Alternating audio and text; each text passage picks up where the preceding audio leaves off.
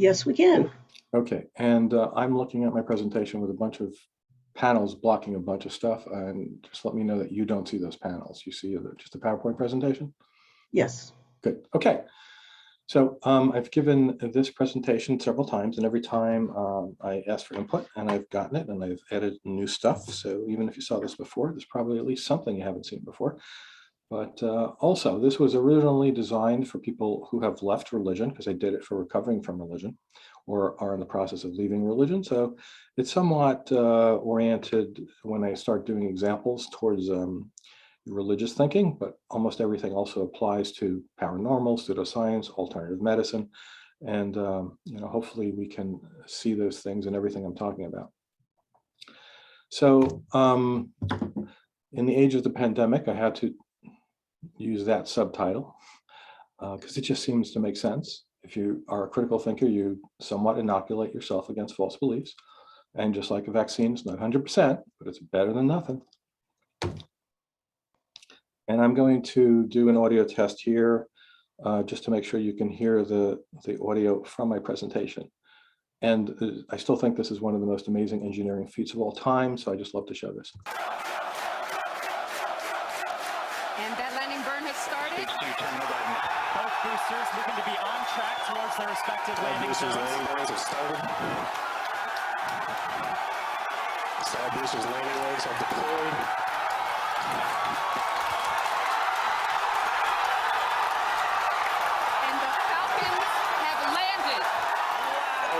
So does everybody hear that as well as see that Absolutely. amazing feat? And so by the way, everyone, Rob was an aerospace engineer. There you go.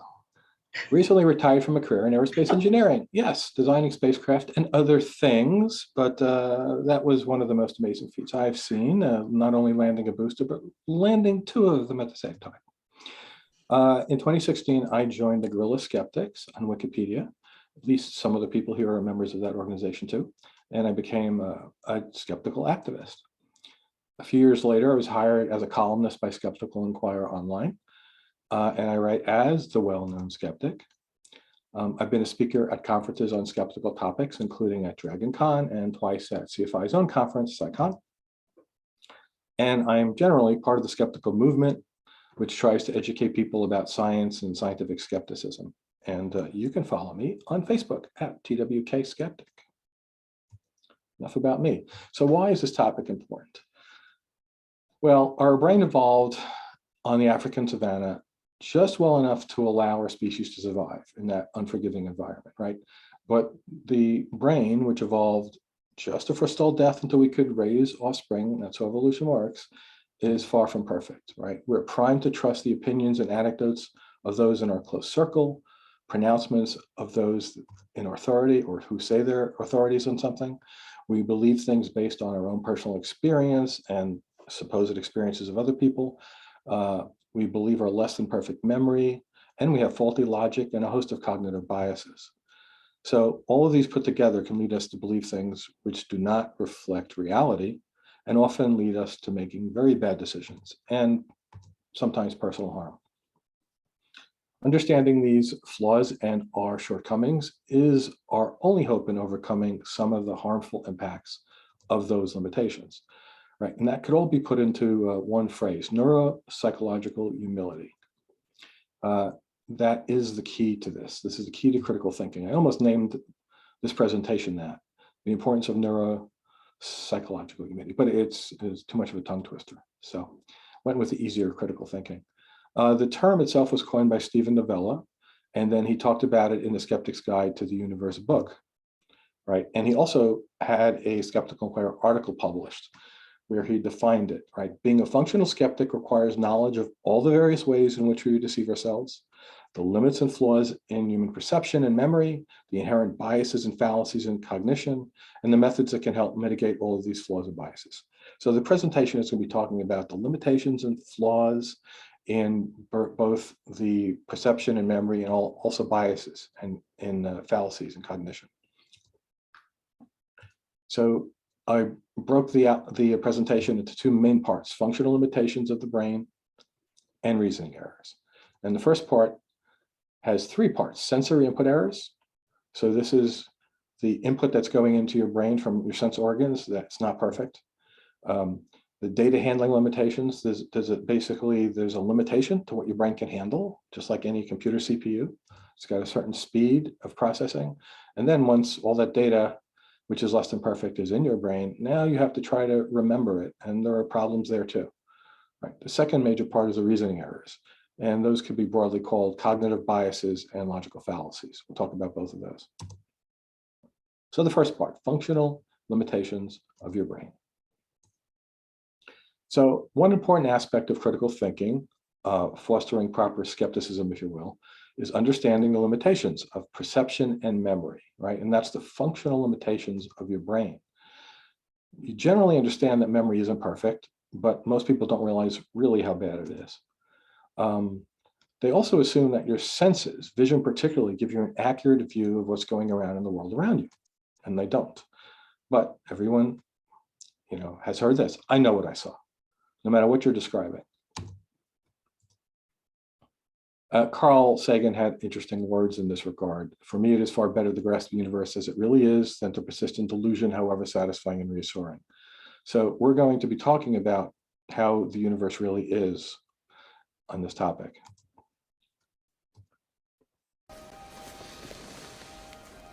This is your last chance. After this, there is no turning back. You take the blue pill, the story ends. You wake up in your bed and believe whatever you want to believe. You take the red pill. You stay in Wonderland, and I show you how deep the rabbit hole goes.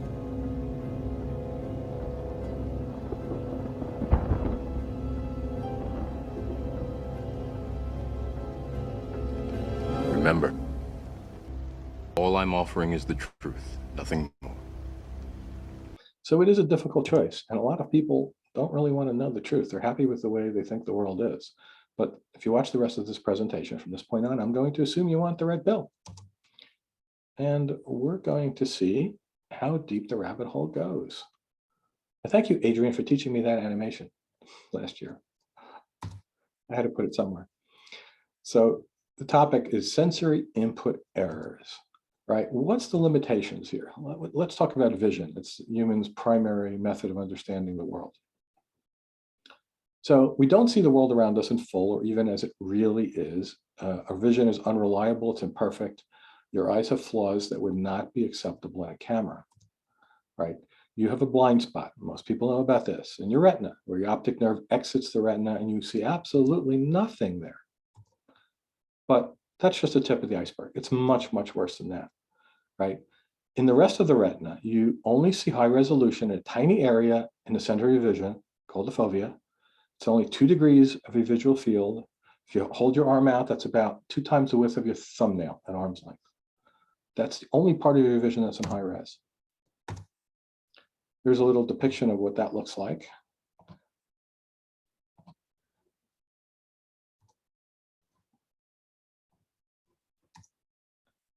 And graphically, if we say 1.0 is the best the vision can be in your eye, it's only that in a tiny point at the fovea. Quickly drops off to pretty bad everywhere else. And of course, at the blind spot, it goes right down to 0.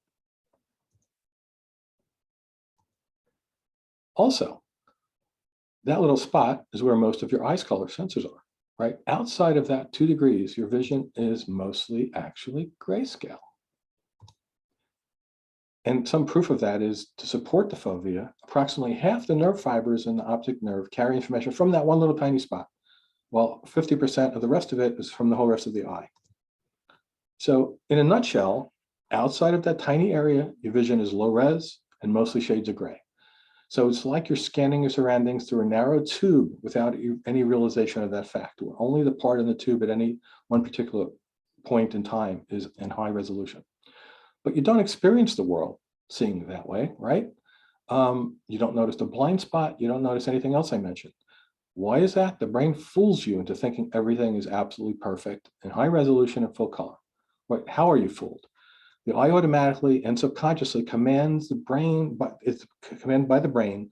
It shifts the gaze of the eyes to different portions of the scene sequentially to put it into focus.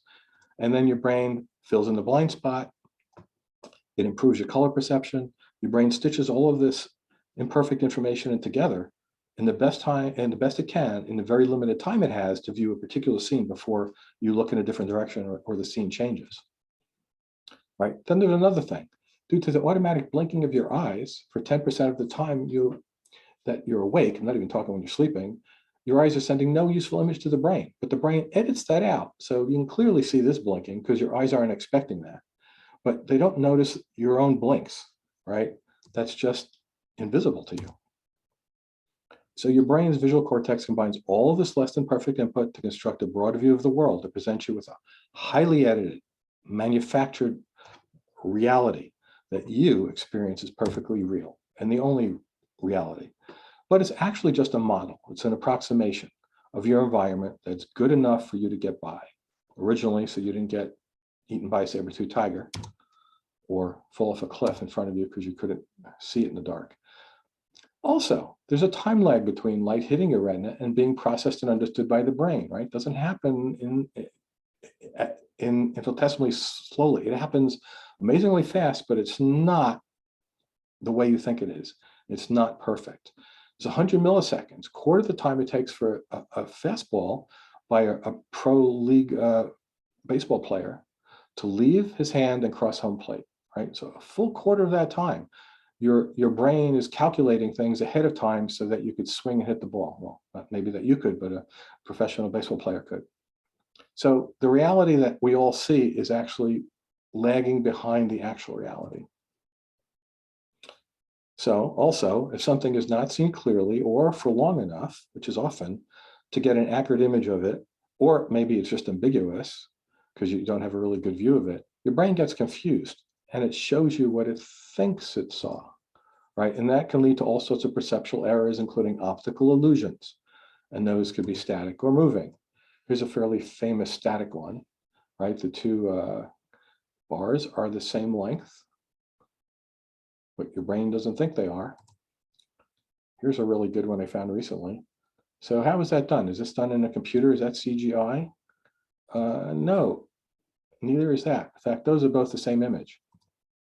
It's just a flat piece of paper with something shaded differently, with lines drawn past the end of the paper and cut in a certain way. But to your eyes, it looks like a three-dimensional object floating over a piece of paper. This is an interesting one, I think. So it looks like the horizontal bar is all different shades. But in reality, if I extract that image and just put it over a white background, you can see, no, it isn't. So your brain is telling you something wrong looking at that left image. Can you see this moving? Lois? Adrian? Most people will see some motion here, but it's not a GIF. It's not a video. It's just a still image. And here's another one. So clearly something is going on in your brain where it's not showing you reality, because in reality, nothing is moving on your computer screen. Really like this one.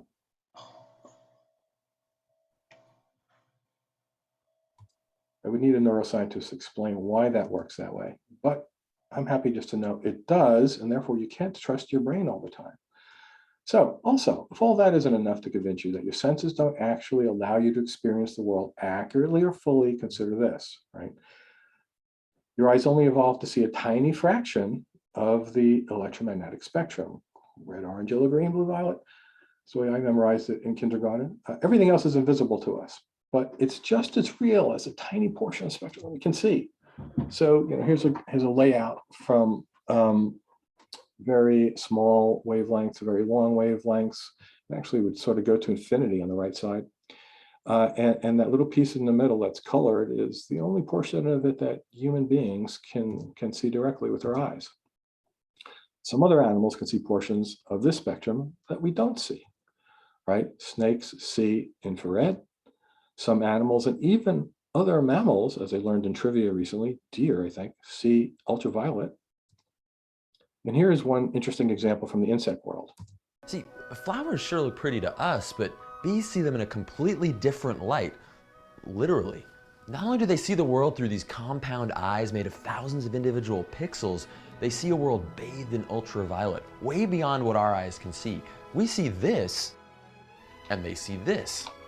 See, special pigments absorb the UV light, and they paint this big bullseye in the center of the flower, guiding the bee to the tasty nectar, and of course that sweet, sweet pollination. Now, the relationship between flowers and bees goes way beyond the visual. Scientists from the University of Bristol recently discovered that bees can sense a flower's electric field. Just like when you run across a carpet in your socks, bees build up a positive charge as they buzz through the air, and flowers are slightly negative. This helps pollen jump from the flower onto the bee like electric Velcro. And it also helps the bee figure out if another worker has already visited that flower and slurped up all the sweet goodness. Now, nobody knows quite how the bees sense that electric charge, but their fuzzy little bodies might be buzzing like your hair when you rub a balloon across it. Now, evolution's been playing matchmaker between bees and flowers for millions of years, resulting in one of nature's closest relationships. So next time you see a bee buzzing around the garden on a warm spring afternoon, imagine how their world looks, and think about how much of nature remains invisible unless you see it through the right pair of eyes. So one important point to draw from that is no species-specific perception of the world is complete or the air quotes correct one, right? Even members of the same exact species with optimally functioning eyes or other equipment may not experience reality exactly in the same way. And what about extraterrestrial life, if there is any, right? Here's an excerpt from a novel about first contact with aliens, which these aliens seem to be able to see in the dark. And so the person talking about them is a human trying to understand how this could be so. But they don't need that. They don't need light. Well, hold on. Their visible spectrum might be completely different from ours. Humans only see a tiny fraction of all the wavelengths of light out there. We evolved to see the wavelengths that are most plentiful on Earth. Maybe Iridians evolved to see different wavelengths. The room could be well illuminated with infrared or ultraviolet light, and I wouldn't see a thing. Interesting thought. So, Dressgate. Most people have heard of the dress photo that went viral on the internet 7 years ago. Wikipedia even has an article. It's called The Dress. So viewers of this image, a photo of a dress, I think it was in a shop, vehemently disagreed about its colors. It revealed differences in human color perception. It was a subject of ongoing scientific investigations into neuroscience and vision science, and actually produced a number of published papers in peer-reviewed scientific journals. People just thought it was a joke. So what color is the dress? People watching this live can put this in the chat and argue about it later. What colors do you see there? So the first large-scale scientific study of this was published in Current Biology 3 months after that image went viral. There were 1,400 respondents, and this was the result, right? A small majority saw it as blue and black, 30% white and gold, 11% blue and brown, 2% other. But what's the real answer? Well, the real answer is the dress has no color. How could I say that? Well, it doesn't have color, at least not like it has volume or weight or temperature and other real properties of matter, right? Color is quite literally a figment of your imagination. It's just a computation that your brain makes, which enables you to extract meaning from the world. And as you saw, not every brain even computes it in the same way. So this is a quote from a neuroscientist: color only exists in your head. There is such a thing as light, and there's such a thing as energy, but there is no such thing as color. That was Buloto, and he actually wrote an article, not after that photo went viral. That dress is in blue or gold because color doesn't exist. In pbs.org, you could find it on the web at that address. So I've discussed the visual system, but our other senses, such as hearing, also have limitations, right? Some animals' brains use means other than vision, sonar, echolocation to map the world. So they have an entirely different perception than we do of reality. Does a bat's brain map surface texture as color? Maybe, right? And again, not all members of one species would even agree on that reality. And this was another thing that went viral. Maybe you've heard it. Laurel. Laurel, laurel, Put into the chat what you heard there. laurel, laurel, laurel, Some people hear one word and some people hear the other, and fistfights broke out about it. Because people could not understand how someone could hear something different there than they did. They must be lying to them. So, all right, so now you have this less than perfect information being put into your brain by your senses, but there's also, as I mentioned, there's a data handling limitation, right? It doesn't go into your head at infinity speed. There's a problem there. It doesn't have capacity of infinity either. So how does your body work that out? Well, your brain ignores much of what the eyes and other senses send it. It has to. This is the problem of the attentional limitations of your brain. Your processor can only handle data at a given rate. So much of what happens in the world around you is ignored, not even seen, not remembered. Right? There's two versions of this broadly. Inattentional blindness is failure to observe visible objects in a scene that you're looking at when your attention is otherwise distracted. You're still looking at the scene, but you're not looking for the particular thing. And that thing is rendered effectively invisible to you. Then there's change blindness. This is failure to notice changes in a scene as it happens, right? And this is because not everything is deemed equally important for the brain to remember in detail, so it ignores stuff. Here's an interesting video on the subject. Take a look at this.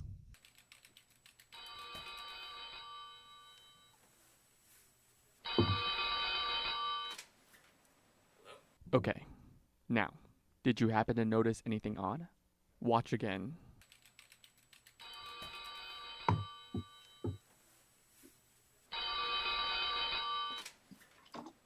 See any changes? Don't worry if you didn't see that it's two different men. It means your brain is doing exactly I did not what catch it should that. be. It's focusing on the meaning of the scene rather Different than on shirt the irrelevant details. Also, Imagine how much energy and brain mass it would take for us to remember every single person, place, or thing we encountered. The things that matter, a conversation with a coworker, your child's first step, would be drowned by a deluge of information. So when there are minor changes to the world around us, we often don't pick up on them. There are two similar phenomena at work. Inattentional blindness is the failure to notice something that's fully obvious right there in front of you when your attention is engaged on something or someone else. Change blindness is a failure to notice a difference between what's there right now and what was there a moment ago. Scientists such as Daniel Simons from the University of Illinois have spent years devising experiments testing just how perceptive and unperceptive humans actually are. So we feel like we're aware of everything, that we're taking in all of the details, and that if something important happens, we'll automatically notice it. It'll capture our attention. The reality is that we often don't notice unexpected things because we're aware of far less of our world than we think we are. So how much or how little are we actually aware of? We decided to recreate one of Simon's most famous experiments to see for ourselves. Here's the setup. Our senior series producer Vin poses as a lost pedestrian and asks a passerby for directions. Excuse me, I'm looking for the skyline. Then, we break the two up, walking through them holding a large sheet of wood. Now watch as I replace Vin. You might think people would notice the switch, but almost half the time, they didn't. Of course, that means more than half the time they did. We only tried the experiment 9 times, and by no means was it good science, but we were surprised 4 people didn't notice the switch. In Simon's original experiment, 7 out of 15 people didn't either. So what determines whether or not you can figure out the switch? When you look at another person, you encode what's relevant for what you're doing right then, in that case, giving directions, and you don't pay attention to the details that are irrelevant, say what color their shirt is or exactly how tall they are. As long as you are able to make sense of the meaning of the scene and roughly the main categories of that person, say their height, their age, what race they are, what sex they are, as long as those important things don't change, the meaning of the scene really hasn't changed and you're not going to notice that anything's different. Scientists have documented inattentional and change blindness since the 1970s, and while they allow you to focus your attention, this failure to see every detail can prove costly. Drivers often cause accidents because they overlook quick changes to their environments, such as pedestrians or cyclists. Faulty memories can wreak havoc during eyewitness testimony. The goal of vision isn't to build a photograph or a complete model of the world in your mind. The goal of vision is to make sense of the meaning of the world around you. Being aware of our limitations can help us adapt and compensate for them, allowing us to do things that prevent the really negative consequences that can happen due to failures of awareness. For example, Simons thinks that people might be willing to put away their cell phone when driving if they just understood the limits to their attention. Juries might realize that eyewitness testimony is far from ideal.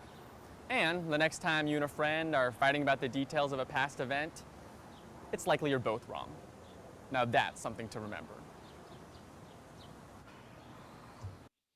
I think when I saw that video, it was for the first time I ever realized there was such a problem with senses and perception of things. So here's another video, which may be of interest. Some of you may have seen something similar, because this was pretty popular about 10 years ago, but it's very pertinent. Count how many times the players wearing white pass the ball.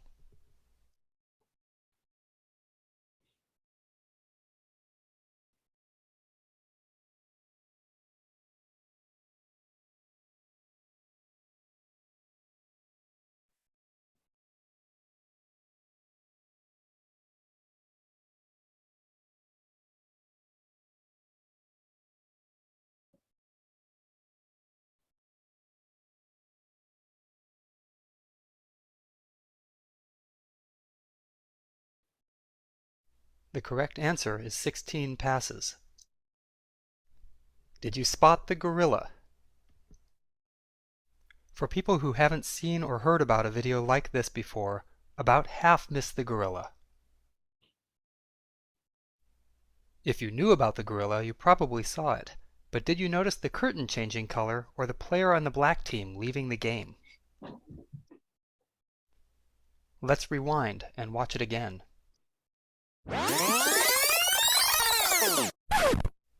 Here comes the gorilla, and there goes a player, and the curtain is changing from red to gold.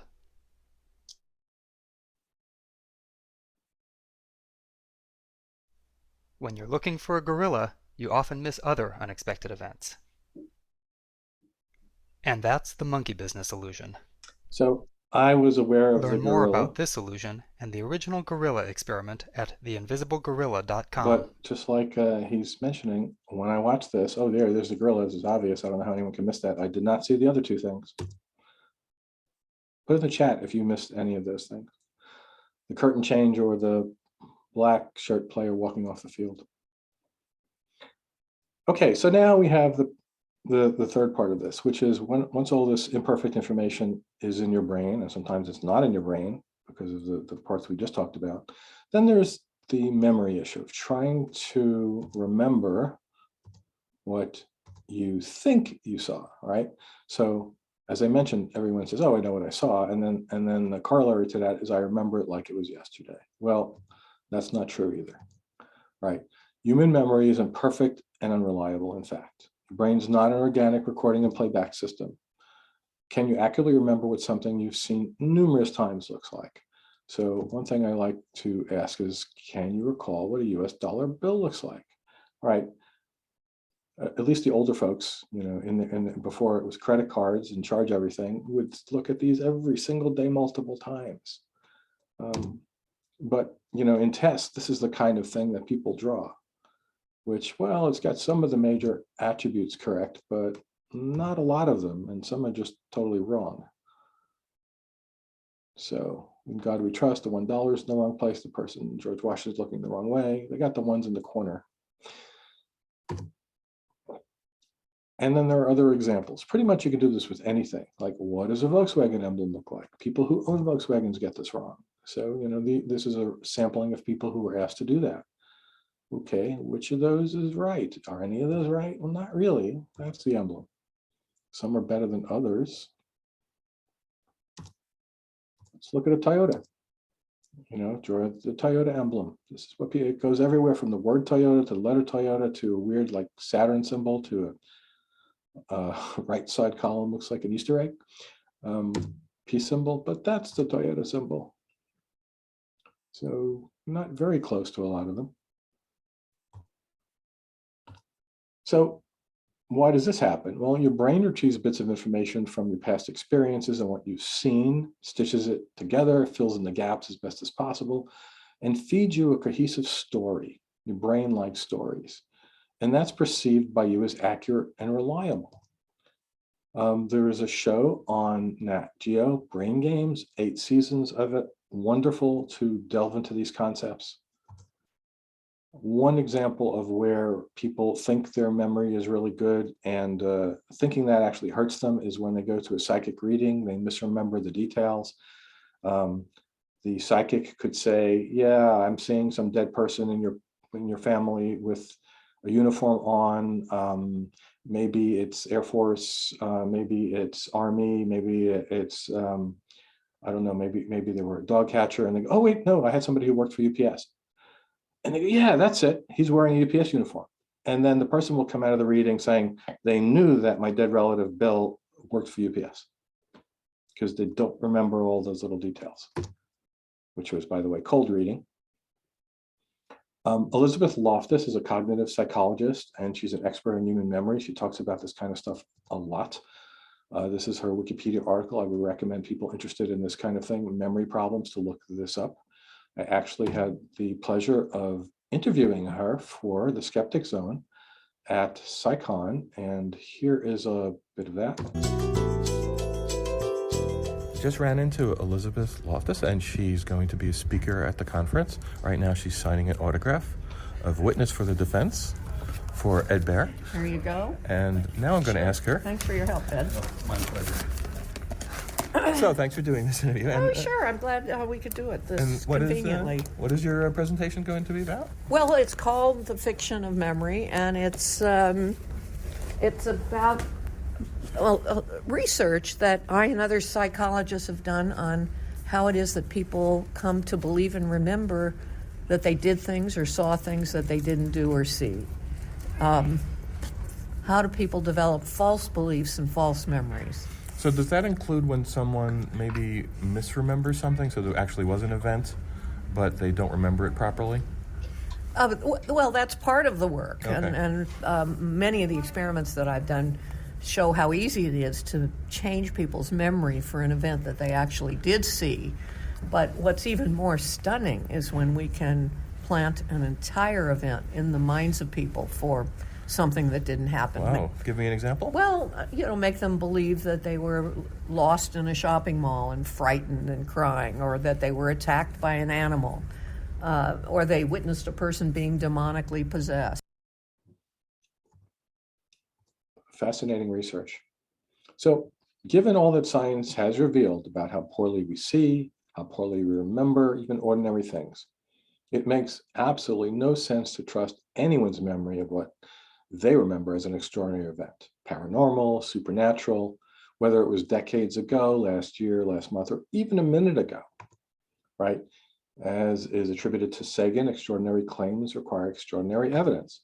And it should be obvious now that any claim based exclusively on human senses and memory does not come close to qualifying as extraordinary evidence. And yet, what do these famous lines all have in common? I'm sure you've heard most or all of these, right? And the truth is, none of those words were spoken as they're written there in the media that they're supposed to be from. So, yet people believe that they were, because that's what they remember. And their only explanation for why they remember it and seeing it written down differently is that the universe changed around them and their memories of the old way. This is a conspiracy theory called the Mandela effect. Here's an example, just Googling it and finding books and movies with that name. It involves not only misremembered phrases, but objects. So does the Monopoly man have a monocle or not? Does Pikachu have a little black stripe on the end of his tail or not? Right? Does Curious George have a tail or not? People who believe the Mandela effect believe if we remember it the wrong way, it's because it used to be that way and the universe changed, and it's essentially a glitch. glitch in the matrix. The Bernstein or Bernstein bears, which way do you remember it? So here's a Facebook group, and there are a bunch of them that I found with this one, almost 55,000 members. It's amazing. I'm sure not everyone in the group believes it, but I would bet a fair portion do. So I posted the first time I was going to give this presentation in that group because I knew I was going to be talking about memory. And I got kind of a hostile feedback there. Yeah, thanks for the warning. No doubt you'll attempt to instill a measure of doubt in the minds of us who have experienced it, meaning the Mandela effect. You know, I'll believe my own lying eyes, thank you very much, yada, yada, yada, goes on. So they don't want to be told that they could possibly have been wrong. This was on Amazon, I believe. This is a review for one of the Mandela Effect books, right? Someone saying, oh, 5 stars. Yep, Mandela Effect is real. I've been on a journey to discover this truth my entire life. I found out that his memories, his life, even his blood type is no longer what current reality said it should be. And this was a meme taken using the Simpsons character, Principal Skinner. The things around him are the things that have supposedly changed in the universe. And the principal is saying, am I just misremembering?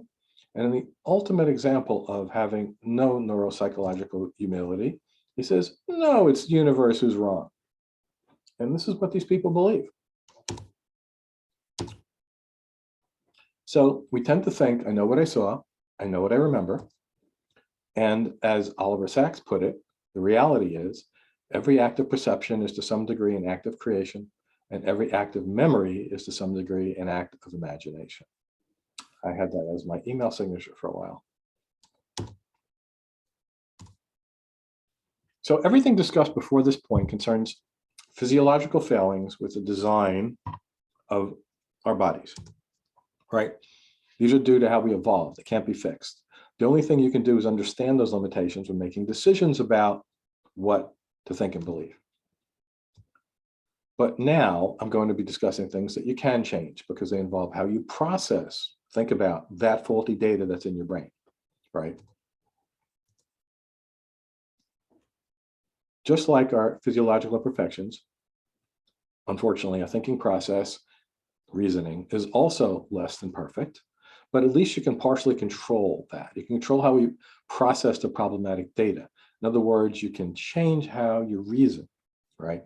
But to do that, you need to understand the flaws in your reasoning to know what you can work on changing.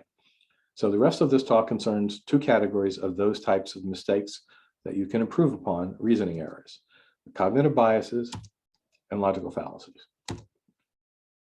So first, cognitive biases. What is that? Well, it's a heuristic, right? Fancy word for a shortcut. It's a shortcut in thinking. It influences how we make decisions about what to believe. It's the brain's effort to simplify the incredibly complex world that we talked about trying to get data from, right? Cognitive biases may lead to perceptual distortions, inaccurate judgments, illogical interpretations, or what are broadly called irrationality. And although the biases are unconscious, if we understand them, we can train our mind to use a different pattern of thinking and mitigate their effect, if not totally remove it, mitigate it on our beliefs and behavior. So let's talk about some of them. Confirmation bias. You can call this the mother of all biases, right? It's a tendency to search for and interpret, favor, recall information in a way that confirms and supports one's prior belief or values. Any disconfirming evidence, information that's out there is not sought, and when it's actually come across or offered by someone, it's ignored or discounted without any consideration. Closely related, motivated reasoning, right? This produces beliefs and justifications of decisions based on what you desire, rather than those that accurately reflect the evidence or the situation. I'll go back to that. So like an example of that might be, and I experienced this, somebody in a company hierarchy gets a bonus for making a suggestion regarding how everyone should work. Well, let's change all of our processes. It's going to cost $1 million across the corporation, but it'll get us 300% productivity improvement. So we're going to do it. 2 years later, there's no productivity improvement. In fact, things are worse. So if that person's put in charge of finding out how things are, do you think that's going to be the result? No, he's motivated, he or she, motivated to not find out that they made a mistake. And they'll look at all the data in the light of, well, it really is better than you might think it is, right? There's a bias called status quo bias. This is a tendency to have a preference for the current state of affairs, right? That's taken as the reference point, and any change from that is perceived as being bad. Bandwagon. People adopt behaviors, styles, or beliefs simply because others have them. Jumped on the bandwagon, right?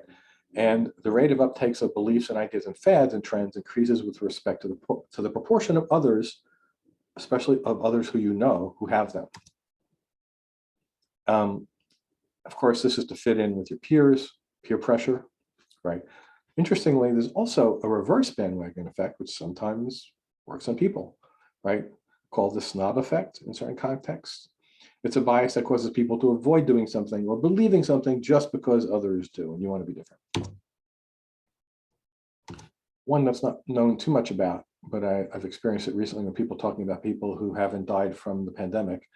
It's a form of selection bias, and it's a logical error of concentrating on the people or things that made it past some selection process, overlooking those that did not, right?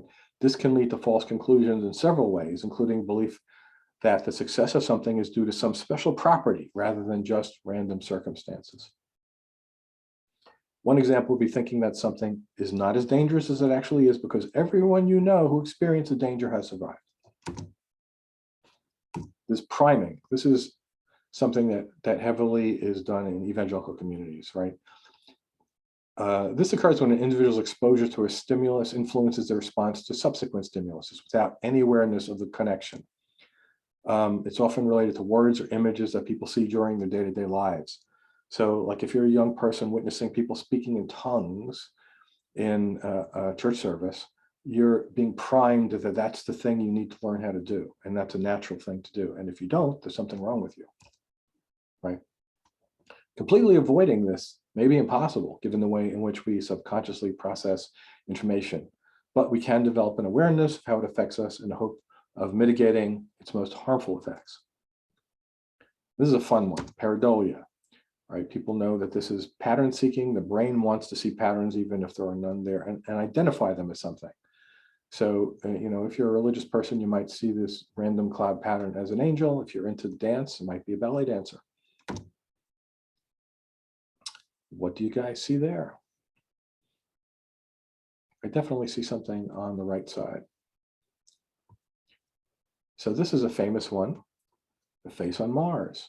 This was, made such an impact on conspiracy theories because this was from the 70s and a NASA orbiter took this photo, low res. Unfortunately, a lot of black spots all over the photo, which were just dropouts in the image. Some of them happened to be in places like the nostril. So it happened to give even more of a face look to this. Sun angle was such that it made it look even more like a face.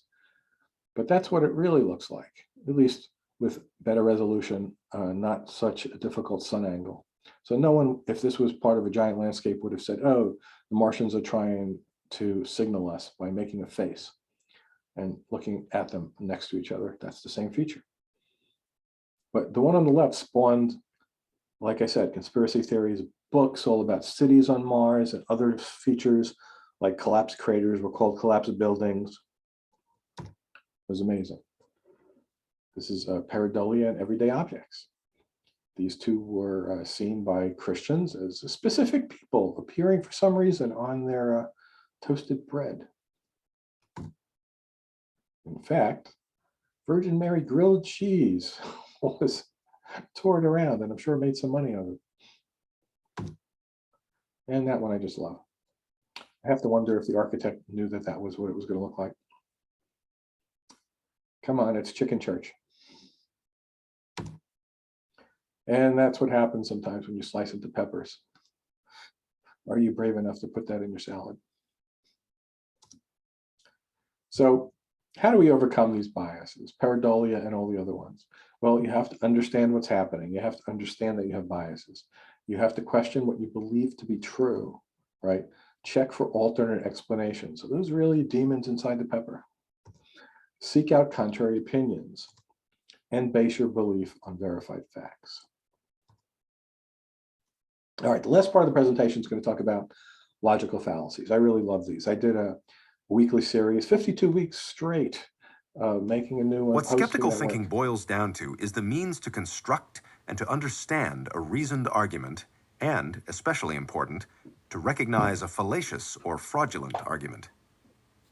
The question is not whether we like the conclusion that emerges out of a train of reasoning, but whether the conclusion follows from the premise or starting point, and whether that premise is true. From Carl Sagan's Demon Haunted World. So, what is an informal logical fallacy? Well, a fallacy in general is the use of invalid or otherwise faulty reasoning in the construction of an argument. And this could be an argument, a real life argument with someone else, or an argument in your own head to try to determine what's true, right? Fallacies are commonly divided into formal and informal. I'm going to be talking about the informal fallacies. These contain errors in reasoning other than the use of an improper logical form. If A equals B and B equals C, C equals A.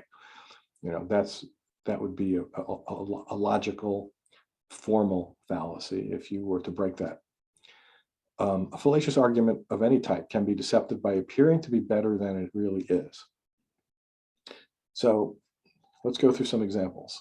Use of anecdotal evidence. This is a tendency to attribute unwarranted credibility to either our own observations or to those testimonies of individuals we know and trust, all of which is subject to the aforementioned confirmation bias. And I have an assistant who's going to read examples of each of these. Take it away, Siri. Scientists say that empirical research proves that prayer has no noticeable effects. But I know that God answers my prayers because it happens every single day. Plus, others from my temple tell me God answers their prayers too. And of course, you can see that in all aspects of life, right? Homeopathy, it's why not only people believe it, but there are doctors of homeopathic medicine. Reiki, acupuncture, all sorts of things like that. Appeal to popularity. And by the way, so, you know, to skeptical-minded people, some of these are obvious, but, you know, to people who don't think this way, or perhaps they're the same person before they were introduced to this way of thinking and reasoning, some of these were good arguments. Like, well, a lot of people believe it has to be true. Didn't see anything wrong with that, right? Appeal to popularity, an argument that concludes that a proposition must be true because many or most people believe it. Christianity is the most popular religion on earth with billions of followers, so it must be true. And you can substitute a lot of things there too. Homeopathy, right? Millions of people use it. They say it works. Has to be true. Appeal to tradition. That's an argument making the claim that something is true or beneficial simply because it's been believed or practiced for a long time. Sometimes it's a very long time. Sometimes not too long. People don't realize it's not as long as they think it is. Hinduism is the oldest religion and has been around for thousands of years, so it must be the one true faith. Well, there might be a bunch of fallacies in there because I'm not quite sure Hinduism is the oldest religion, but that certainly has been said. I've heard people use this and the prior one, the appeal to popularity, in one sentence. Christianity has to be real because billions of people have believed it for thousands of years. Double fallacy, one sentence, and they did not realize that that was not a reasonable way to think about something. Appeal to authority, right? This is an argument which grounds a claim in the belief of a source that is not in fact authoritative. And that source may be non-authoritative for many reasons, including having no expertise in the relevant field, or, if he is a member of the field, being at odds with the scientific consensus in that field on the issue. Our minister preaches that the only way to beat cancer is to be healed by the Spirit of God. He has a master's of divinity, so I'm stopping my chemotherapy. I mean, I've heard arguments that Dr. Oz has psychics on his TV show. Dr. Oz is a cardiac surgeon, therefore psychics are real. Argument from ignorance. This comes up a lot in the religious realm, right? It assumes a conclusion based primarily on lack of evidence to the contrary. No one can actually prove that God exists. Therefore, God does not exist. So I turn that around into perhaps an atheistic argument from ignorance, which is just as wrong as the other direction. And this is to keep in mind that you can make the same erroneous fallacy in two directions often, right? But most often I do hear this the other way. No one can prove that God doesn't exist, therefore he does. Argument from personal incredulity, right? It's a special case of that previous one. It's a fallacy of concluding that just because you can't understand or believe something, it's not true. It makes no sense that something as complex as the brain could have evolved. Therefore, an intelligent designer must have made it. So that's the argument against evolution all the time. Shifting the burden of proof happens a lot. This is a special case of the argument from ignorance. A lot of these logical fallacies are interrelated, right? This is a fallacy of putting the burden of proof on the person who denies or questions the assertion that you're making. I believe there's a shiny teapot, too small to be detected, orbiting the sun, between Earth and Mars. Because you can't prove this wrong, you must agree that the teapot is there. You know, of course, that sounds ridiculous. That, by the way, is called Russell's teapot, or after philosopher Bertrand Russell. But if you substitute God in there, right, in the correct phraseology, you hear it all the time.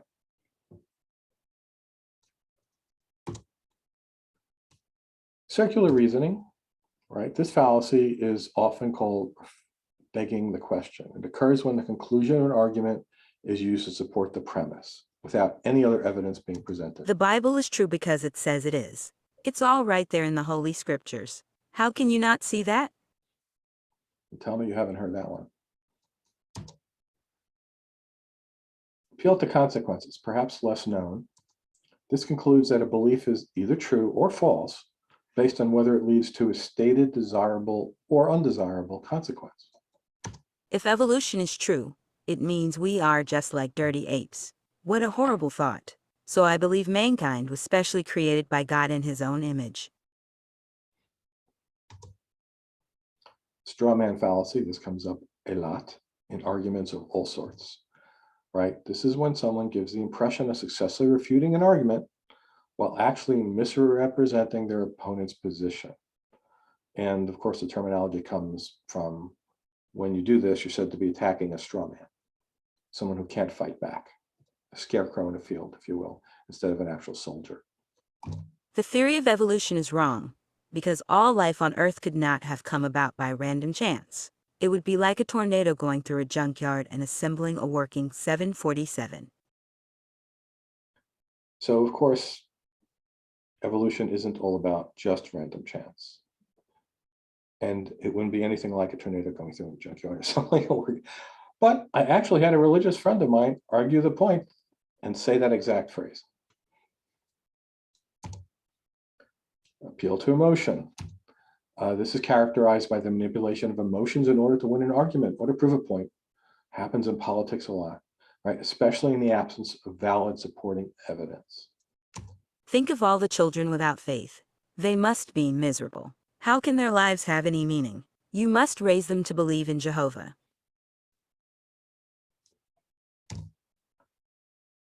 And I love this one, just because it's Latin. Well, a lot of them have Latin names, but this one just flows off the tongue. Post hoc ergo propter hoc.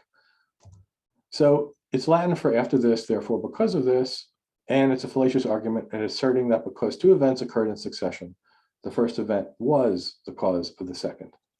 I prayed for a new job, and then the next week I saw a posting for one. Less than a month later, I am employed. Allahu Akbar. In the alt-med arena, I had a horrible migraine and I went to my acupuncturist, and a few hours later it was gone. Therefore, acupuncture fixed me. Non sequitur. It does not follow, right? This is a general fallacy. You commit this fallacy when what is presented as a conclusion does not logically follow from the premise. It's really kind of a general description of a lot of logical fallacies. Believing in Jesus makes me feel good, so I know that he died for my sins and is the prophesied Savior. Well,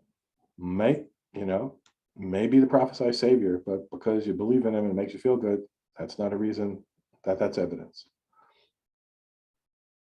So this is a good point to bring up, that just because someone has a structured statement, which winds up being a logical fallacy, that the conclusion is in fact wrong. I mean, it could be correct. It's just that you're arguing to come to that conclusion for the wrong reasons. False dichotomy, that's an argument in which two choices are presented as being only possibilities, which rarely is the case. In fact, when there are one or more additional options. A rational person should live as though God exists. If God does not exist, such a person will have only a finite loss, some pleasures, etc. Whereas if God does exist, they stand to receive infinite gains, and they avoid infinite losses. So that, of course, is known as Pascal's wager from 17th century theologian Blaise Pascal. So there's a bunch of problems with that. Not only is it a false dichotomy, but, well, the writers of The Simpsons saw through it. Tell it, Daddy. And what if we pick the wrong religion? Every week we're just making God madder and madder. Testify. Apparently Marge does not agree. So, Joe, that's a small sample of some of the most common ones I come across. There's a great comprehensive set of 300 on logicallyfallacious.com. As I mentioned, I have a 52 series, 52 weeks I put it together. They're 8x11 sheets you can print out at that address. The Skeptic Zone, Richard Saunders and Michelle Burkersmart did 40 of them, and it's together in 2 videos on YouTube, each of which are timestamped, so you can go directly to any fallacy you want to review at that URL. And there's an interesting list on Wikipedia, a list of fallacies. So what I hope you got from this talk, I'll summarize it as, due to our flawed senses, the computational limitations, and less than perfect memory, what you think you remember experiencing must always be suspect. It's also true, I would say, even more so, for claims made by other people. This is especially true for extraordinary claims, right? Those which contradict what science has uncovered about the very nature of reality. Our natural thinking process is flawed in many ways. It's heavily influenced by a host of cognitive biases, easily subject to fallacious reasoning. By understanding this, having neuropsychological humility, we can inoculate ourselves from harm, right? Understanding our fallibilities and altering those that we can by critically thinking will lead to holding truer beliefs and to hopefully making better decisions. Science is more than a body of knowledge. It's a way of thinking, a way of skeptically interrogating the universe with a fine understanding of human fallibility. If we are not able to ask skeptical questions, to interrogate those who tell us that something is true, to be skeptical of those in authority, then we're up for grabs for the next charlatan, political or religious, who comes ambling along. I would add to that list political, religious, medical, a whole bunch of other categories. So thank you very much. My Skeptical Inquirer column, where I write about these sorts of things, is at that URL, or you can Google my name, Rob Palmer, at Skeptical Inquirer. And as I mentioned before, I have a public Facebook page. It's at that address, or if you get your phone out, you can snap that QR code right now, and it'll take you right there. So thank you very much. And thank you, Rob. That was great. Okay. Everybody learns something. So we're open for questions now, and like I said, I can unspotlight Rob here if I can find how to do it. You don't have to spotlight me. No, I'm unspotlighting. Oh, I was spotlighted. Oh. Yeah, but you weren't on. Okay. And if everybody goes to gallery view, okay. Now, anybody who's got questions, just go down, use the raise hand icon in. Okay, we already have one. It's in reactions. Peter.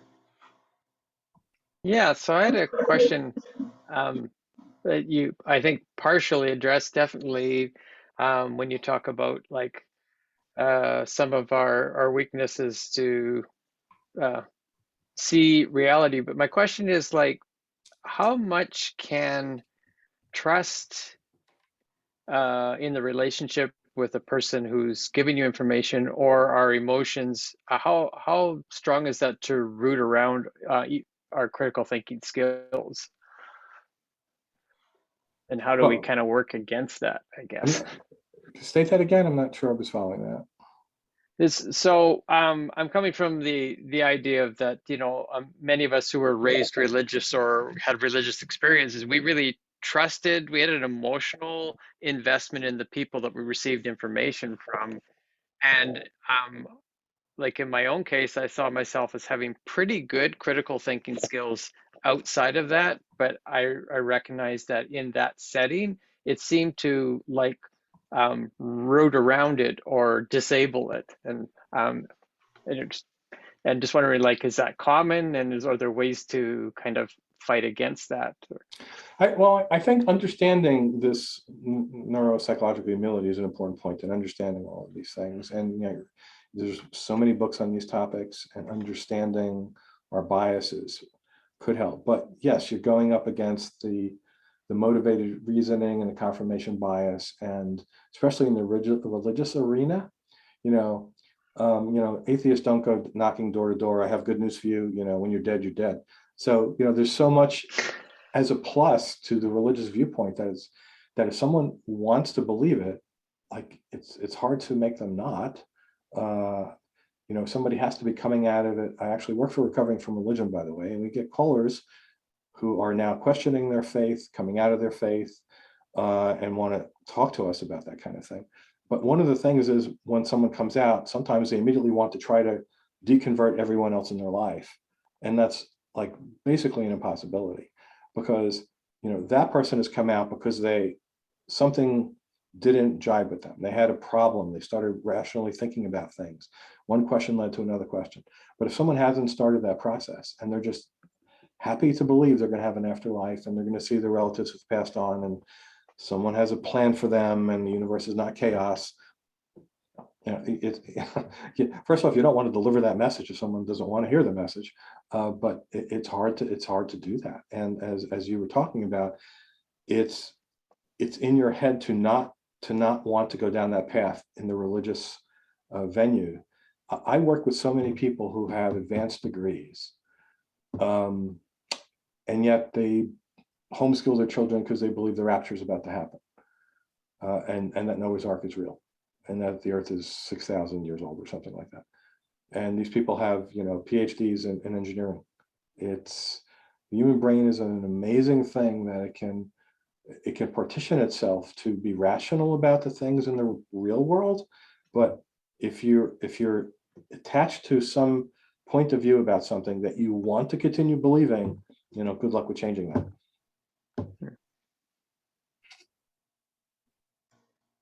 So I just say you're not alone. Anyone else have a question? In that case, I will throw one in here. I often think about why some people do deconvert and others don't. And people in my Life Without Religion group are probably tired of hearing me say it, but my sister is a totally devout Christian. I mean, buys all of it. And we grew up in almost an identical environment. And we both had the same kind of relationship with our parents. There was just very little difference. Have you encountered this question? Like, is there anything that you could see that might be different between people that do deconvert and those that don't? Well, I do, and this is not from a scientific research point of view, it's just my personal experience, having talked to a lot of people now over 2 years on the Recovering from Religion helpline, about their own family members and people they know and the struggles they went through. And one thing I will say to them often, if this is appropriate to the conversation, is it does seem that there are two types of people in the world. I don't like when people do that, but I did it. There are two types of people in the world. I'm going to break them up into this type. The type who are happy with what they believe and want to continue to believe and aren't going to let any doubts go in their head that might mess that up. And people who want to know the truth, regardless of where it leads them, to take the red pill, to understand the nature of reality is not what you were perhaps raised with. And yeah, I don't know what makes one person, type A and another person the type B in that scenario. But there definitely is personalities. Maybe it has to do with the way you're brought up. I don't know the nature nurture of it, but there's definitely different types of people in those two regards that I've come across with, not only in the helpline, but in my own life. Mm-hmm. Stephen, do you have a question? Yes, I have a question for Rob. I was raised in a religious family. My mother was very religious. And one of the reasons I think why religion is so successful is their philosophy or their model of life after death, whether what you do in this life and there's consequences after life. So you go to heaven or you end up in hell. Now, Rob, you said, when we are dead, we are dead. And people in religion will argue against that because if you think about Hitler or Mussolini or Joseph Stalin or Mao Zedong, those people who are responsible for the suffering and death of millions of people. And if they are dead, they are dead. There's no consequence. So religion is so successful in this, about consequence. And look at some countries, especially here in China, countries in, let's say, communist China, where they are all atheists and there's no consequence. And you see people over there who have totally no regard for consequence. So make money, just, screw the workers. There's no consequence. So I will live my life and I will screw my employees or whoever, whatever, and I will, have sex with as many women as I want, adultery. There's no consequence. And that's one of the reasons I think why religion is so successful, because they have this idea of life after death and you'll be punished. Well, what's your take on that, Rob? Well, every religion is different. You're talking about Christianity and maybe Islam, I think. But I've often talked about people with this. It's like, what kind of morality is in a system where Hitler could be sitting at the right hand of Jesus, as long as he came to Jesus right before he put the bullet in his head in the bunker, and all of the 6 million plus Jews he burned are all being tortured by the wonderful, loving God because they didn't believe in him. Right? They could have been, the most exemplary human beings, and they're being tortured in the infinite torture chamber because of belief or lack of belief in a certain thing. So how is that moral? How does that make, also you can break any law, and I have witnesses in my family of people who are Pentecostal Christians in my family, and then apologize to Jesus, and you're good. You're good to go to heaven.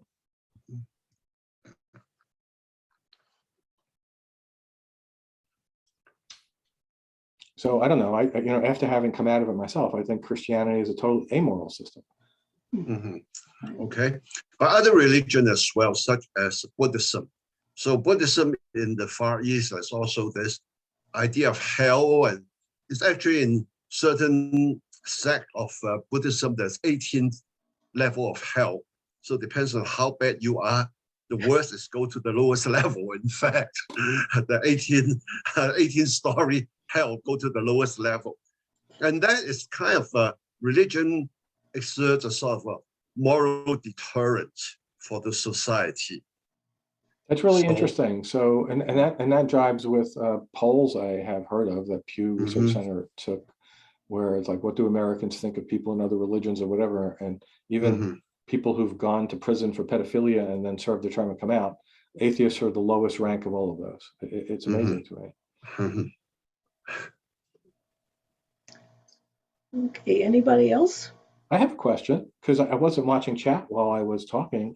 Did people see different colors in the dress? Did people hear Yanni and Laurel differently? Yes. Interesting.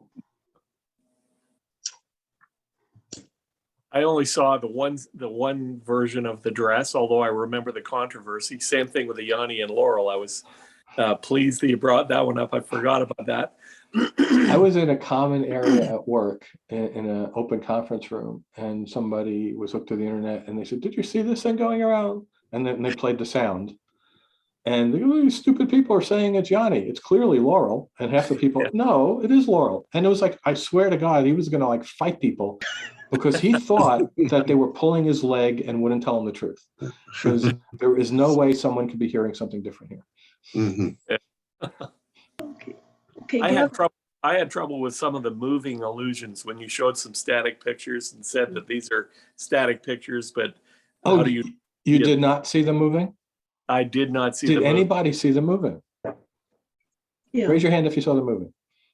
Okay, so most people saw them moving. Interesting. I wonder if you have like a difference in the two eyes drastically from one to the other or something like that. So I tried it with my glasses on and with my glasses off, and it's like, and then I moved a little closer, and I was sitting back. What's the size of the screen you're looking at it on? I've got a 12:9 iPad. It should be. I have noticed if I look at it on my small iPhone, I don't see it moving, but on a big screen I do. So I know when I've looked at in textbooks, I've got a psych degree, and I love the optical illusion stuff. And there were some of them talking about the optical illusions that in the book you look at it and you definitely see it, or I definitely saw it. So I don't know if it has to do with the flicker of a screen or anything like that. Interesting. For me. Other people saw it. Maybe it's the flicker in my brain. Do you remember those things from about 40 years ago, which were sold in art stores? They were like dot pictures, but if you crossed your eyes, you saw something come out of it. Triptychs. What was it, Lois? Triptychs. Triptychs. I could never see that. I can never see that. Everyone would, oh, look, that's so cool, and I could never see it. I did. I gave myself headaches looking at them. Okay. Gavin, do you have a question?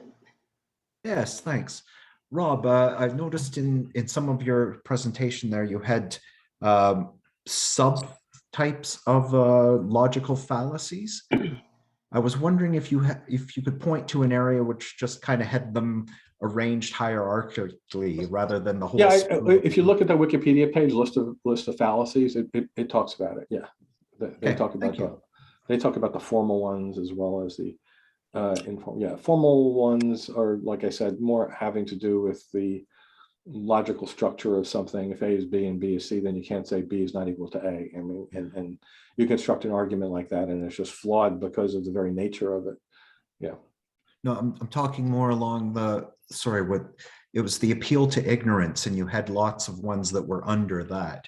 I don't know. That's a good question. Yeah, I mentioned that they all, well, many of them are subsets of each other, or if you drew a Venn diagram, there would sort of be an overlap in the concept. I've never actually seen that anywhere. That would be interesting to do.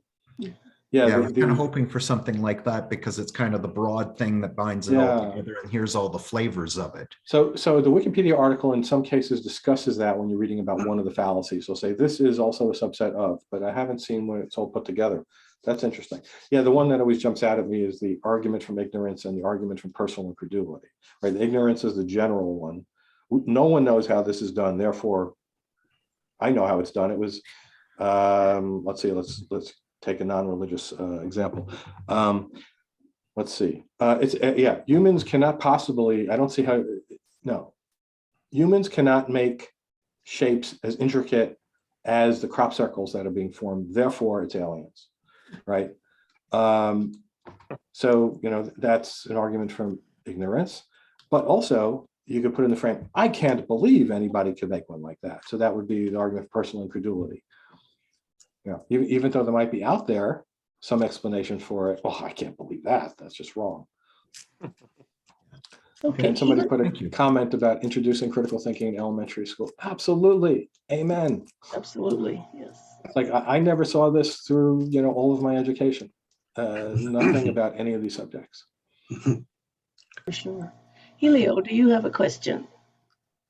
Well, first of all, Rob, you mentioned two things that I'm very fond of. One is these guys here that you probably know. Yeah, in fact, I wrote a review of that. This one, that's my favorite book. Wait, that one I can't make out. I have to pin it. Let me see. Matrix. Yeah, The Matrix Comics. That's where it came from. Yeah. So you mentioned people with PhD that believe in flat Earth or something like that. But how do you go about talking to people that are in lower levels of education? How do you approach someone that never went to college? I've actually never met somebody, just to correct that, I've never met a flat earther in real life. But the people I know believe in pretty much everything right up to that. And some of them are very, very educated. Chemtrails, that the US government is in cahoots with aliens, that there are secret bases under airports and on the far side of the moon, things like that. Yeah, so the education thing is an interesting point. I've read studies and articles discussing the studies where the more intelligent a person is, the harder it is to convince them out of something they already believe. And that sounds counterintuitive, but it's like, yeah, I'm thinking of a person I know who's a PhD in engineering, specializing in radio astronomy and stuff like that. And yet, he's a diehard Catholic. He believes in the resurrection and all of that. And, the few times we tried to discuss it, he's looked into all the details and he can throw answers back at me, and it all reinforces what he already believes. Whereas if you talk to somebody who's not knowledgeable in something, you actually might have a better chance of introducing something which makes them go, huh, that's interesting. Helen, do you want to turn off your mute and ask your question? Hi. Oh, first up, I'm very grateful. I'm so happy to be here. I'm learning so much. And Helio, thanks for throwing out that question for somebody that's not educated. That's literally me. So anyway, I'm very grateful. And then when you're doing the presentation, Rob, when I was looking at it, when you saw the gorilla effect. Oh, I forgot to ask if people saw the gorilla. Yeah, the thing is, I've seen it before. So my brain was already, okay, Rob, I know where you're going here. So, but did you see the other? I didn't see the curtain. Yeah, there we go. That was my situation. So I was like, oh, and then when you see you show the pareidolia, you're literally talking about my brain because I see that everywhere. So everybody does. Your brain is made to do that. Yeah. Okay. So I was introduced to fallacy when I saw the McGurk effect in YouTube, and I just can't stop my brain to stop how it is, and I realize how much I cannot trust this. So anyway, what I'm going to, if you don't mind, my question is, for somebody like me that's kind of new to language and stuff, can you please explain to me, simplify the word neuropsychological humility? Because it kind of have a good feel on my body. Yeah. So what Stephen Novella, came up with that term. So he's a neurologist, right? And a neurologist deals with the structure of the brain, right? So and the functioning of the brain, and so that would be the neuro part, I believe. And then the psychology is, how humans think about things, right? Right. So it's kind of putting the two together. It's thinking of the flaws in the structure. Well, this is the humility part, the flaws part, right? It's thinking of the fundamental part that I started with talking about. Your brain can only do so much so fast. Your eyes don't give you the right data, that kind of thing. That's the neuro part. That's your brain functioning, the way evolution constructed it. It can only do certain things. It can't do some things very well. Right, that's the neurological part of having to realize, to be humble about that, to not think It works perfectly. And then the psychological part is the thinking process, the biases and the way we think about things fallaciously. So I think that's how we got that term, putting it together. Neuropsychological humility. Yeah, and I think it's a great example of the Mandela effect is a great example of people absolutely having none of that, right? They would rather think that rather than them making any mistakes in their head, that the whole universe is swapped out with another one in some bizarre methodology that they remember it differently because it was different, rather than they could just possibly be wrong. Yeah. By the way, if anyone's seen the movie Yesterday, fantastic example of as if the Mandela effect were real. Gavin saw it. Yeah. Helen, So, are you there? Do you want to ask your question? so just so people know about that, Gavin, you want to explain what that movie was? The movie Yesterday was this struggling musician who's just not getting anywhere, like after years and years in his career. And then one night the lights go off, the whole world just goes dark for a minute. He crashes his bike. When he comes out of the hospital, he finds that he is the only one who remembers the Beatles. So here's a struggling musician who remembers all the Beatles songs, and he becomes an overnight superstar because he remembers the Beatles and gives that to the world. Yeah, and there's little sub twists in it. Occasionally something else gets mentioned that also is different in the universe as it is now, right? Yeah.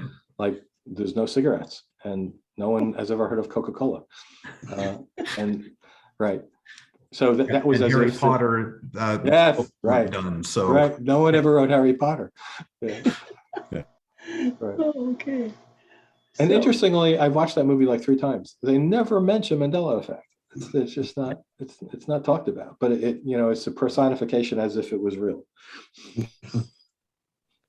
Okay. Helen, why don't you go ahead and try to unmute yourself and see if it works? Sorry, my very expensive internet is spotty. Don't know how. Yeah, I guess my question is when speaking, because I in trying to maybe bring some critical thinking to people who are really deep in the in that holistic movement, and they're so all encompassed and all that. What where do you start? Can you give us how do you start with just some starting points with them? Well, I've heard the suggestion to start with something that is not emotional for them, right? And something that you could probably get them to agree on. And then a really good thing is called street epistemology. So we're trained to use this in recovering from religion if we get an argumentative person, which isn't often the case, but look that up. Anthony Magnabosco, street epistemology. He's got a YouTube channel. It's a method of having difficult conversations with people without it becoming confrontational and getting them to explore why they believe what they believe. So, but it's hard when it's an emotional issue, and there's been all sorts of research on that subject. It's harder to change someone's mind when it's become part of their personality, their persona, and of course, religion is always that. That's one of the harder things. I have an example from my personal life. We had a guest over for dinner, and while I was in the room with her while dinner was being prepared in the kitchen, she said, "Oh, Rob, my GPS isn't working. I think maybe my phone isn't loud enough to communicate with the satellites." What? And so this person is a school teacher, music. So take that for what it's worth. But I would still think someone in the modern age would understand something about how satellite technology and GPS, but she didn't.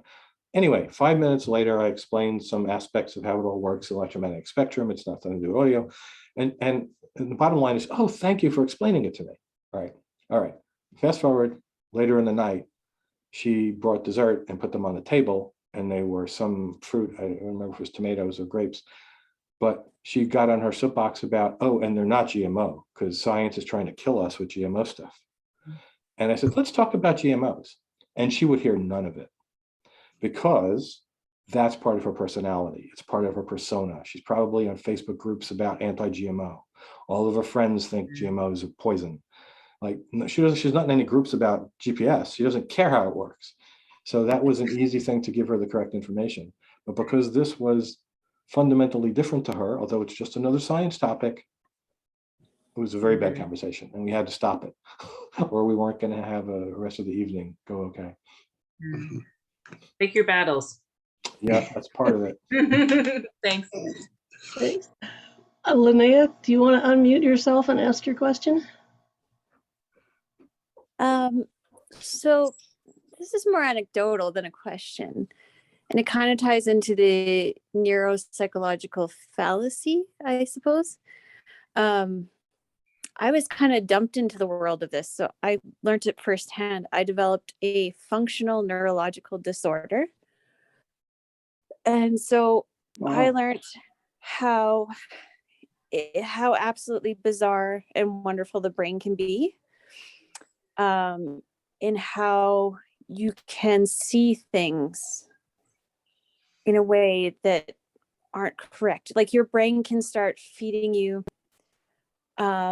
So in my case, it looked like I had MS, but I had no structural damage.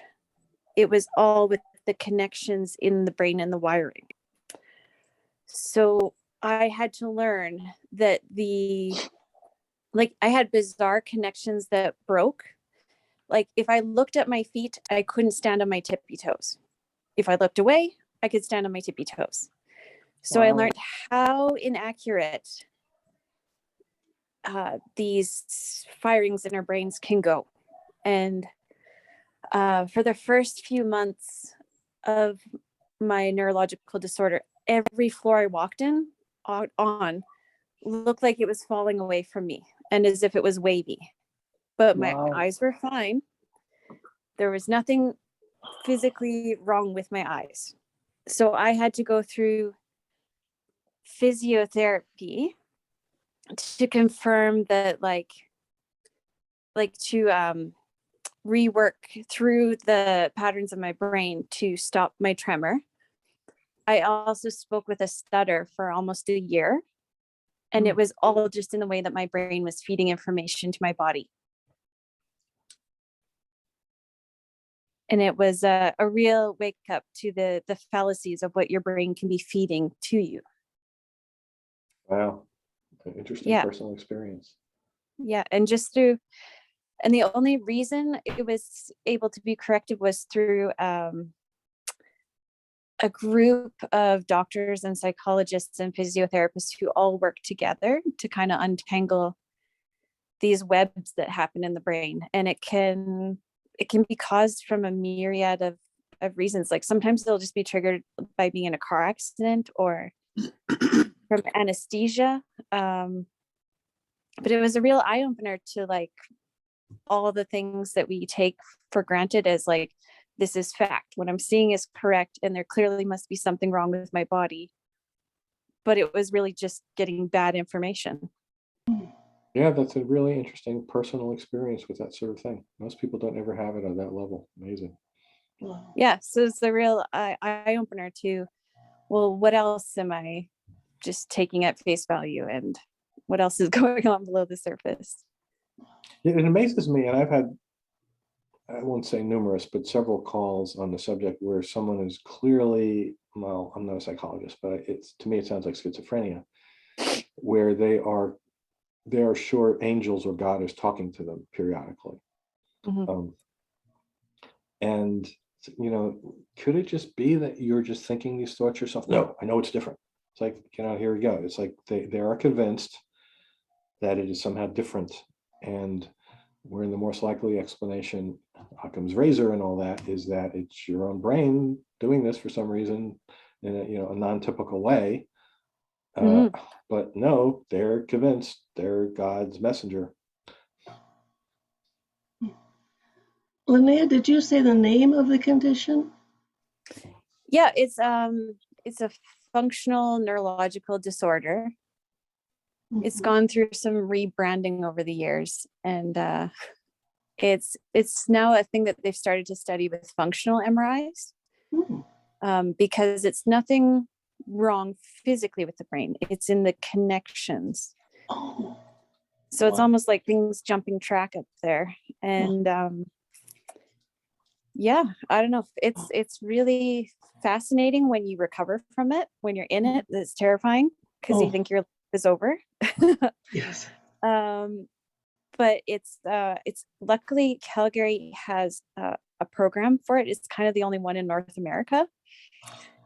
And yeah, and I've heard like cases of it have really gone up since COVID, with people being triggered from getting the vaccine, where it's like their best guess is that it's all the anxiety the person's experiencing going up to.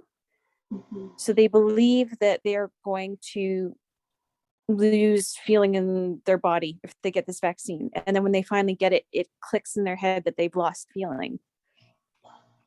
Yeah, it's one of the really, it's fascinating now that I've recovered from it, but So that's it's called just a real eye opener. That's called nocebo, the nocebo effect. Yes, yeah. Yeah, and it's really helpful when you learn how to use it to your advantage. I thought it sounded to me like it was just psychosomatic. Yeah. Yeah, that's what. Yeah, nocebo is the opposite of placebo. Yes. So you believe something bad is going to happen when you do something, and then it does. Was there a triggering thing that just before that started that you noticed? So for me, I was switched on and off of numerous migraine medications. So I was having a lot of weird side effects from all those. And I had suffered from daily migraines, and it's really common, I guess, in people with migraines or chronic pain sufferers. But the weird thing is, after I worked through FND, I haven't had migraines. I started to understand that a lot of the pain I was feeling wasn't real, that it wasn't there, and that I could ignore it and let it pass, just like a thought or a feeling or whatever. And so learning how you can kind of rewire that gray matter up there was kind of fascinating. Oh, well, that's an amazing point, because a lot of alternative medicines, their claim to that working is that the subjective feeling of pain when somebody has the treatment and they ask questions, they believe there's less pain, but that's very subjective. Well, thank you for sharing that with us. That's fascinating. You're welcome. I haven't really talked about it actually since it happened. Wow. It's one of those things that it happened, I recovered, and I didn't really want to think about it. Yeah. It takes time to be able to go back and be open. I think a lot of us who have deconverted don't like to admit what we believed before. Yeah. So, but thank you. I really, really appreciate you sharing that. Okay. Anybody else have a question? Hands are still up. I I don't have a know if people have question. another question or if Stephen has another one. didn't take Okay. their hands down. I got another question for Rob. Rob, thanks for explaining critical thinking in a very structured way this evening. I've been teaching university for the last 14 years, and at our university, every course there is something called a course outline, which the professor has to follow. So basically tells the students what is in this course and what is the outcome and what chapters, what subject matter we're talking about. But every course I have taught so far, in the course outline, one of the objectives is critical thinking. And this becomes, so I haven't got a very structured approach of how to teach students critical thinking in a course. So it could be in a supply chain and logistic course. And one of the goal is to teach the student critical thinking as well. So my approach is, well, to tell them that don't believe in everything that the author of the textbook tells you. Because so many times I come across textbooks that are written by PhD who have no industry experience. And they were telling the theoretical parts of logistic and supply chain management and nothing about what really happens in the real world. So that's how I approach critical thinking, is to tell the student, well, what the textbook tell you may not really be true in the real world, and think outside of textbook. And so this is my idea of critical thinking when I teach that. Well, what's your advice on this?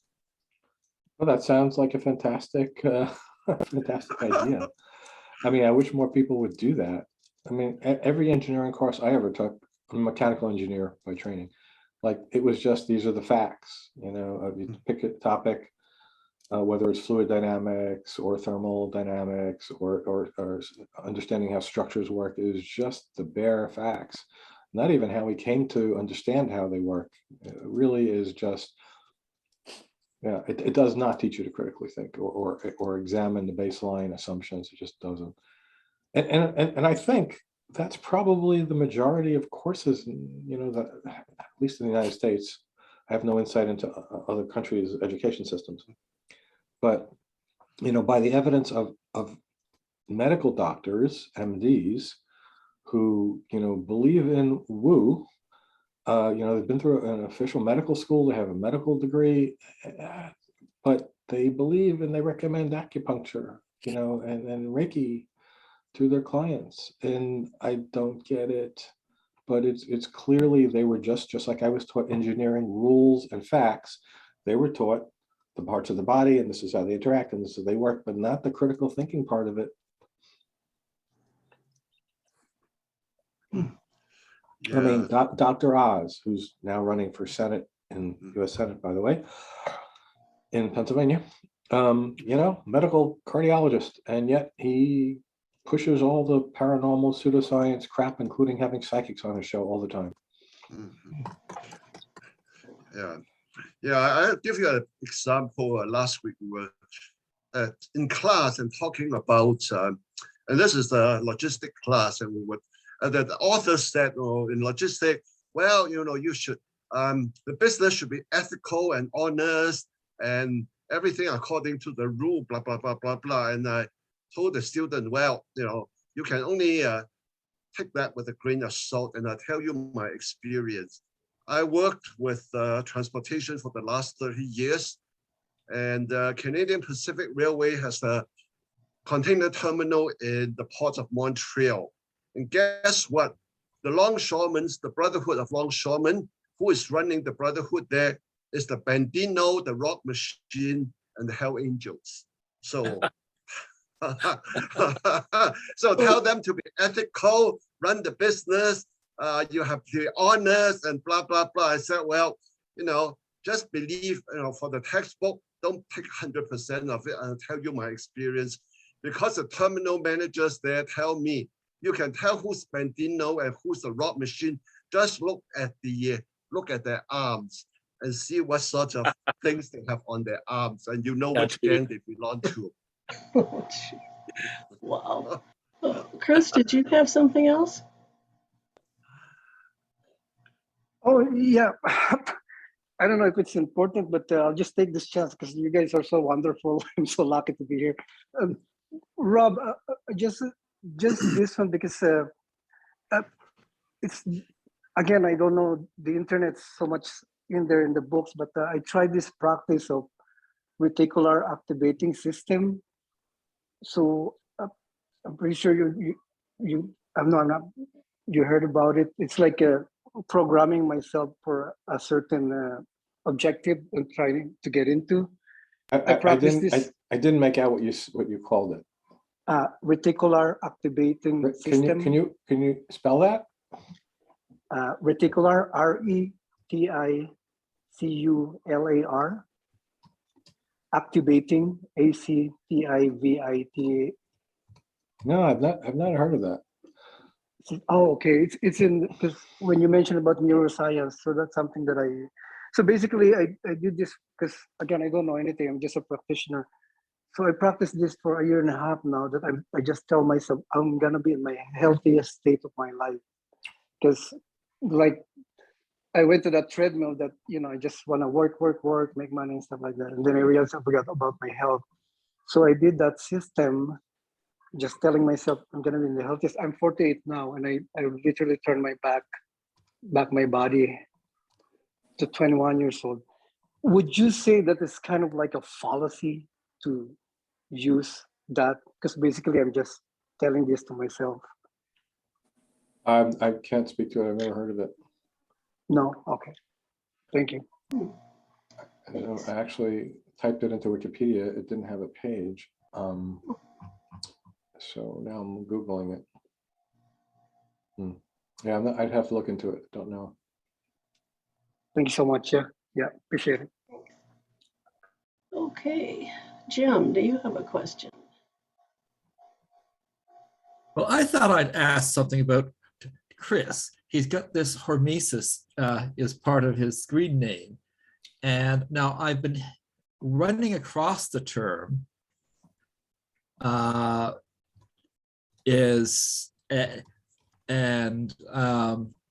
let's see, from what the impression I get is that the notion is that if you have something that's bad for you, in smaller doses, it will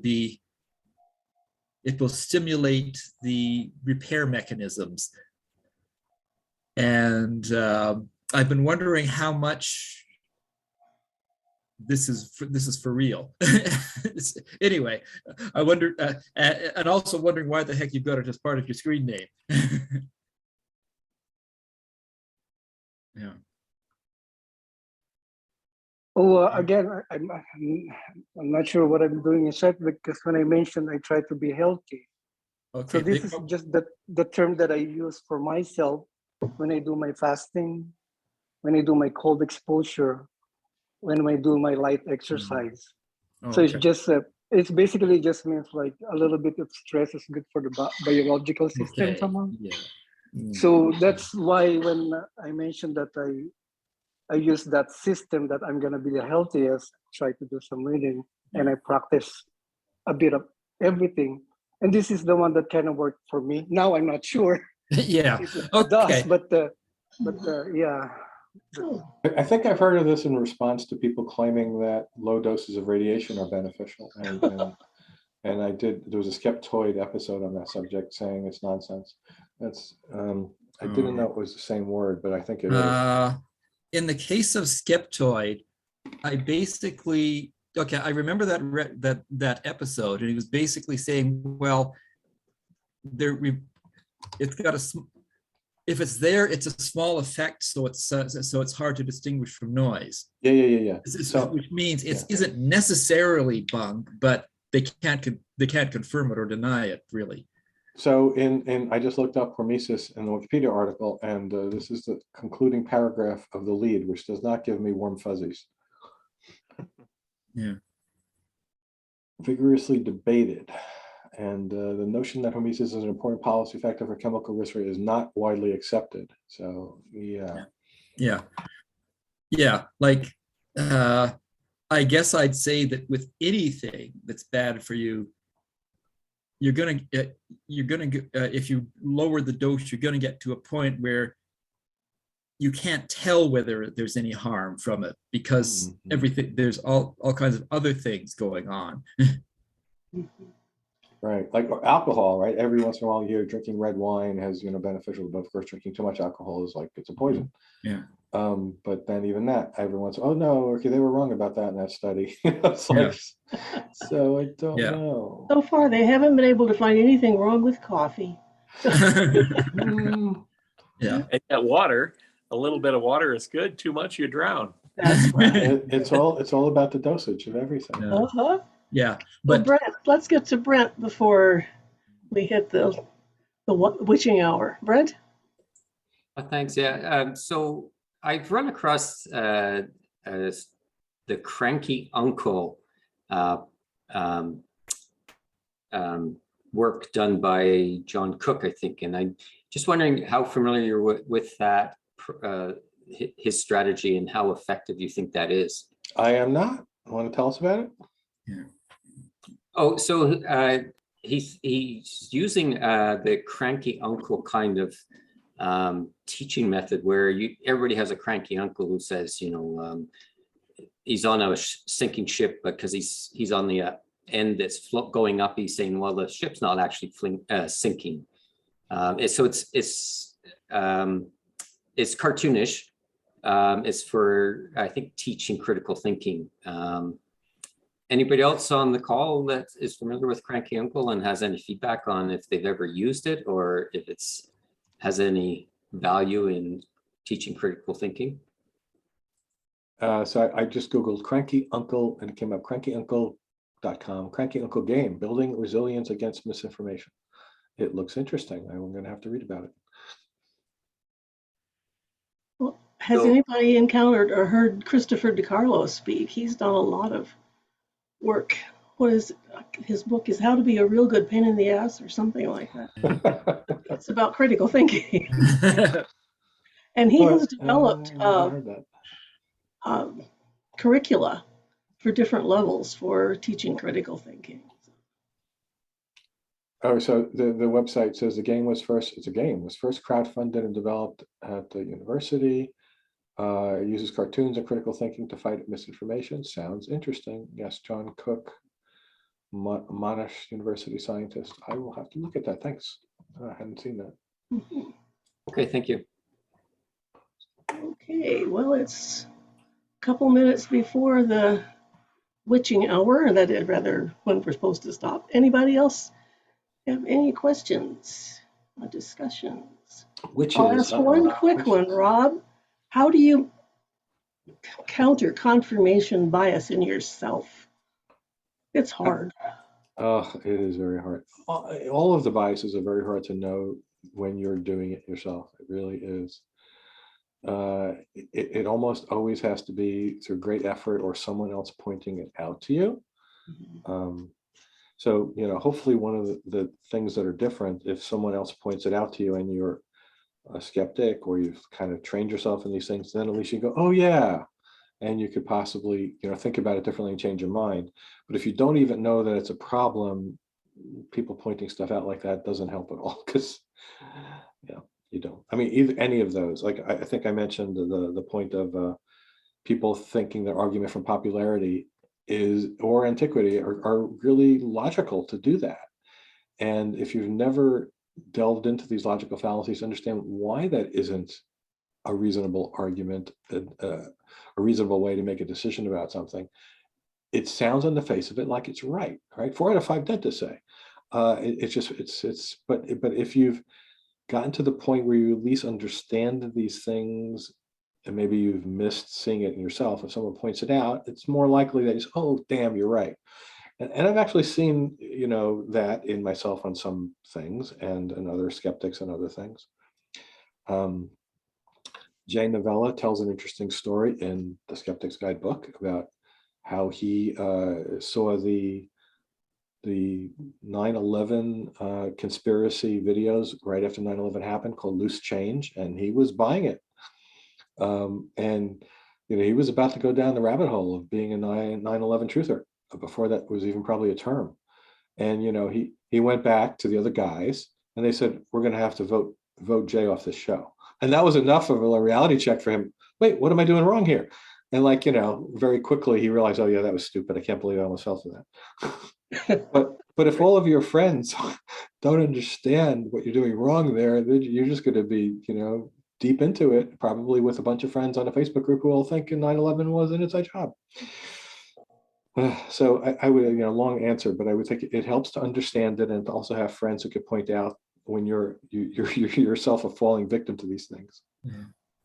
Well, I have one of those right here at home. So that's very good. Well, in the case of 9/11, I guess there are some conceivable versions of that are less implausible. Like, sort of, if the inside people were just making sure that these hijackers wouldn't be caught before they did their job.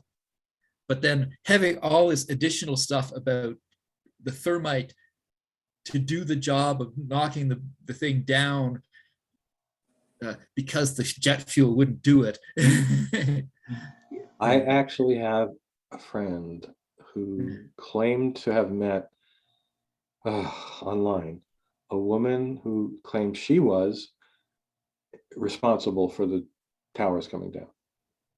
Because she was working on a secret government experiment in the basement of one of the two buildings on some free energy device, which went terribly wrong the day she wasn't there, so she didn't get killed.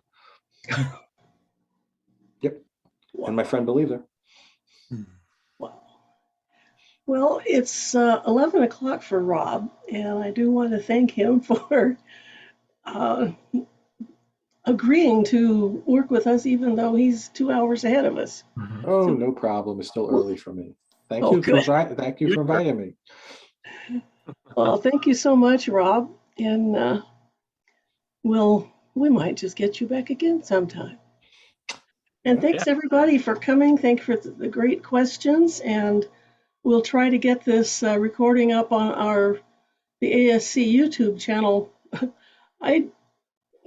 I'll have to check with some techno wizards here to do that, but we'll get it up there pretty soon. Okay. So thank you very much, everybody, and I think it's time to sign off. Take care. I'll see you tomorrow Bye. on trivia, Vincent. Hi. Yeah, we'll see you, Rob. Bye-bye. Easy Thanks, questions Rob. for Thanks, me. Louis, for organizing. Yes. Bye-bye. I want to win next time.